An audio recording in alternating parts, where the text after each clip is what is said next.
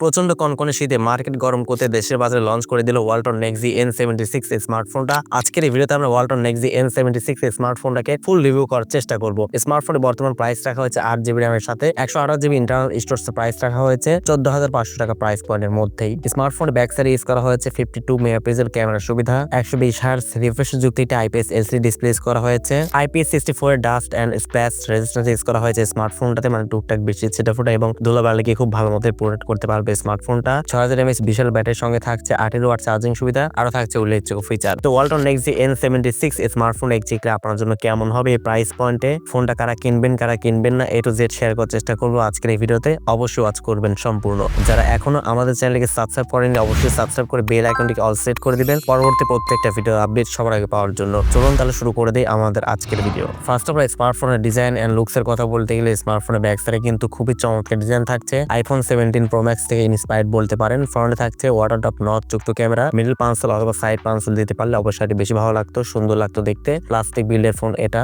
ফ্রন্টে কিন্তু ডিসপ্লে 3 বেজেল, এটা কিন্তু অনেকটাই মোটা রাখা হয়েছে। ডিসপ্লেতে ইউজ করা হয়েছে 6.9 ইঞ্চি সাইজের HD প্লাস রেজোলিউশন এটা IPS LCD প্যানেল, সঙ্গে থাকছে 120Hz এটি রিফ্রেশের সুবিধা। ফুল HD প্লাস এখানে থাকছে না, HD প্লাস থাকছে। তো সেক্ষেত্রে অবশ্যই আউটডোরে ডিরেক্ট সানলাইটে ফোনটিকে ব্যবহার করার সময় আপনি পর্যাপ্ত শার্পনেস এবং ব্রাইটনেসে কিন্তু ঘাটতি আপনি লক্ষ্য করবেন। তবে 120Hz না দিয়ে যদি এখানে ফুল HD প্লাস দিত সেটা কিন্তু একটু বেশি কাজের কিছু হতে পারতো। যাই হোক 120Hz রিফ্রেশ দিয়ে মোটামুটি স্মুথলি ফোনটিকে আপনি রান করতে পারবেন। স্মার্টফোনটা এট দ্য মেইন পার্ট, ফোনটা পারফরম্যান্স সেকশনে ইউজ করা হচ্ছে Android 15 এর সুবিধা। ইউনিসক টাইগার T725J চিপসেট ব্যবহার করা হয়েছে, যেটা 12 ন্যানোমিটার ফেব্রিকেশন বিল্ড করা, এবং জিপিইউ হচ্ছে Mali G57। Unisoc tiger T725J chipset এটা আসলে খুব একটা বেশি পাওয়ারফুল চিপসেট এমনটা মোটেই না। টুকটাক কাজবাজগুলো করতে পারবেন খুব অনায়াসেই, যেমন লো গ্রাফিক্সে ফ্রি ফায়ার রান করা, এছাড়াও দৈনন্দিন জীবনে যে সমস্ত কাজগুলো আমরা করে থাকি যেমন মাল্টিটাস্কিং করা, ছোটখাটো লাইট অ্যাপস গুলো রান করা, সাবওয়ে সার্ফ, টেম্পল রান, এই সমস্ত গেমস গুলো কিন্তু আরামসে আপনি প্লে করতে পারবেন স্মার্টফোনটা দিয়ে। তবে আপনি ফ্রি ফায়ার মধ্যে গেমস গুলো কিন্তু লো গ্রাফিক্সে ট্রাই করতে পারেন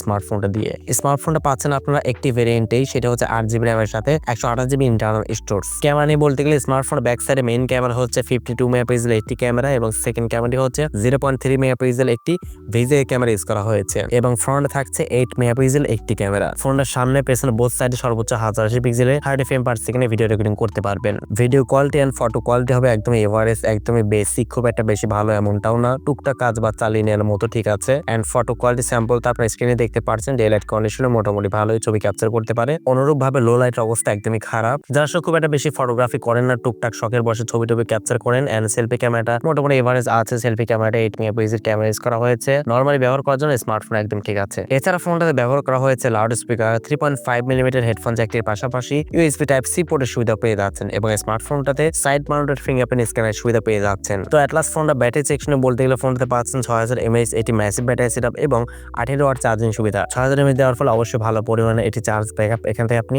ডেফিনেটলি পেয়ে যাচ্ছেন। সকাল থেকে সন্ধ্যা পর্যন্ত নরমাল ইউজাররা কিন্তু আরামসে স্মার্টফোনকে ব্যবহার করতে পারবেন। 18 ওয়াট চার্জারটি অনেকটাই কম হয়ে যায় এখানে, অ্যাটলিস্ট এখানে চার্জের ওয়াটটা একটু বেশি দিলে একটু ফাস্টলি চার্জ করা যেত। ওয়ালটন নেক্সি N76 স্মার্টফোন বর্তমান সময়ে আপনি পেয়ে যাচ্ছেন 8GB র্যামের সাথে 128GB ইন্টারনাল স্টোরেজটা বর্তমানে পাচ্ছেন 14,500 টাকা প্রাইস পয়েন্টের মধ্যে। এন্ড এই প্রাইস পয়েন্টে আসলে অনেক কিছু আমার কাছে কম দিক মনে হচ্ছে, যেমন স্মার্টফোনটাতে কিন্তু প্রসেসরটা খুব একটা বেশি আসলে পাওয়ারফুল না, সেই সাথে কিন্তু HD প্লাস ডিসপ্লে ইউজ করা হয়েছে, ফুল HD প্লাস কিন্তু দিতে পারতে এই প্রাইস পয়েন্টে। ক্যামেরাও যে খুব একটা বেশি ভালো এমনটাও কিন্তু না।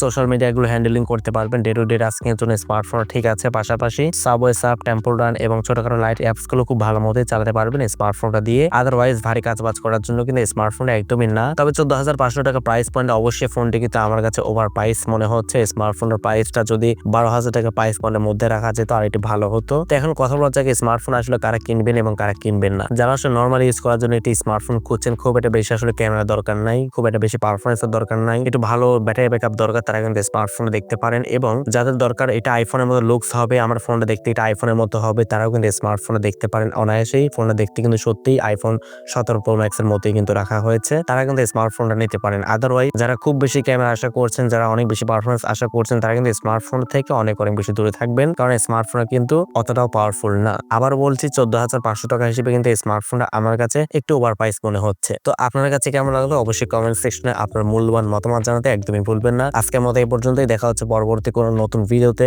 সে পর্যন্ত সবাই অনেক বেশি ভালো থাকবেন, সুস্থ থাকবেন। আসসালামু আলাইকুম।